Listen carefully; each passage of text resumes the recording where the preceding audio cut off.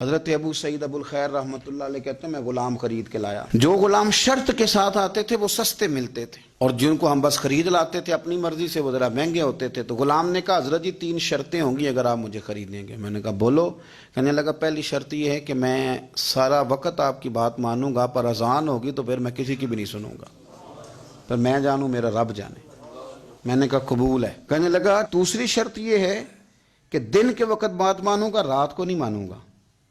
میں نے کہا یہ آرام کرنے کا عادی ہوگا، نیند زیادہ آتی ہوگی، بعض لوگ زیادہ سوتے ہیں. میں نے کہا ٹھیک ہے. اس نے تیسری شرط یہ کہی کہ بہت سارے جگہوں پہ لوگوں کے زیادہ غلام ہوتے ہیں تو ایک کمرے میں 5-5 6-6 لوگ رہتے ہیں. میں کمرہ علیحدہ لوں گا اکیلا، ٹوٹا پھوٹا دے دیں، پرانا دے دیں، کسی حویلی کے پچھواڑے دے دیں، پر کمرہ میں الگ لوں گا.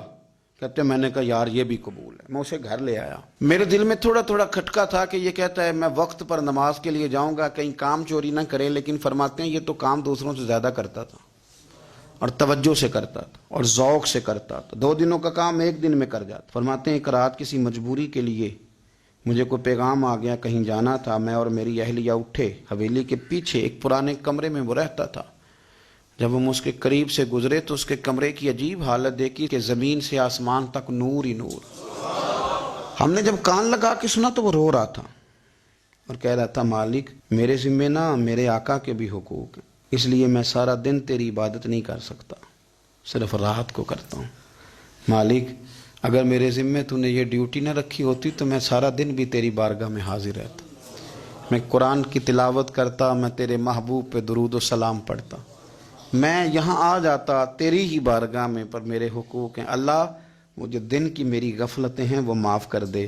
حضرت فرماتے ہیں بڑا ذوق بڑا شوق، ہم نے جہاں جانا تھا گئے نہیں، واپس آ گئے. رات ہم نے اس کو مداخلت کرنا اور تکلیف دینا مناسب نہ جانا. صبح کی نماز کے بعد میں نے طلب کیا اور میں نے اسے بلا کر کے کہا کہ میاں تو آج کے بعد آزاد ہے، ہماری کوئی ذمہ داری تیرے اوپر نہیں، تو سارا دن قرآن شریف پڑھ، درود پاک پڑھ، اپنی مرضی سے چل. کہنے لگا کیوں؟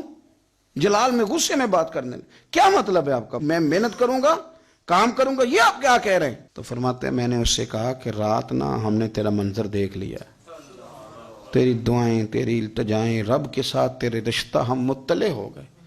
کہتے ہیں ہم نے یہ کہا تو اس نے آسمان کی طرف دیکھا، پھر نظر جھکائی، کہنے لگا مالک تو نے تو راز ہی کھول دیا.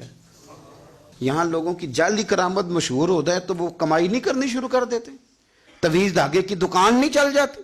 اللہ تو نے راز ہی کھول دیا، میں تو سراپا مخزن راز تھا، میں رہا تھا مدت و راز میں، یہ تو تیرا شوق کے دید کشاں کشاں مجھے کھینچ لایا مجاز میں.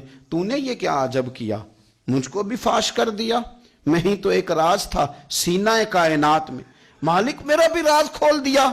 اور پھر کہنے لگا اللہ یوں نہ کر، تیرے میرے پردے ہیں، ان پردوں کو نہ کھول. یہ لفظ کہے زمین پہ لیٹا، کلمہ پڑا، روح پرواز کر گئی. عرش فرشتے بانگا ملیاں، مکے پہ گئی شور. بلے شاہ اسا نہیں مرنا، اے تے مر گیا ہی کوئی ہور، اسا نہیں مرنا تے مر گیا ہی کوئی ہور.